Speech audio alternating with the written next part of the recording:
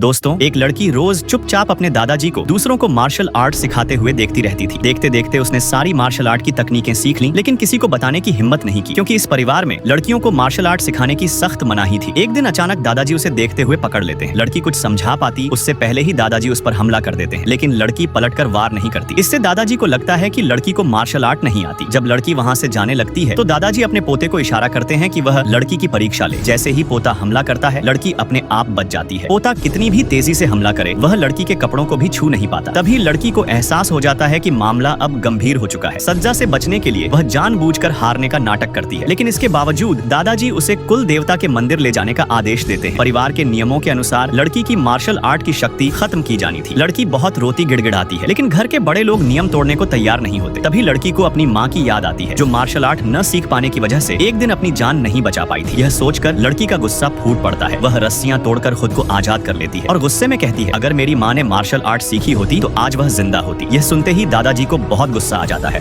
और वह पूरी ताकत से लड़की पर मुक्का मारते हैं, लेकिन लड़की उस हमले को आसानी से रोक लेती है। यह देखकर सभी लोग हैरान रह जाते हैं। लड़की दादाजी को चुनौती देने ही वाली होती है, तभी एक चाचा जो परिवार से गद्दारी कर चुका होता है, बाहर के लोगों के साथ आंगन में आ जाता है। सबसे पहले लड़की का पोता आगे बढ़ता है और पूरी ताकत से हमला करता है, लेकिन वह 1 मिनट में ही हार जाता है। इसके बाद लड़की के दोनों भाई मिलकर हमला करते हैं, लेकिन वे भी हार जाते हैं। अब दुश्मन और घमंडी हो जाता है और दादाजी को चुनौती देने लगता है। यह देखकर लड़की तुरंत दादाजी के सामने खड़ी हो जाती है और कहती है कि वह दादाजी की जगह लड़ेगी। दादाजी गुस्से में उसे थप्पड़ मारते हैं। असल में वह उसकी चिंता कर रहे होते हैं, लेकिन तभी दुश्मन अचानक पूरा हमला कर देता है। लड़की उस हमले को भी आसानी से रोक लेती है और सबके सामने खुद को साबित करने वाली होती है। जारी रहेगा। Subscribe for part 2।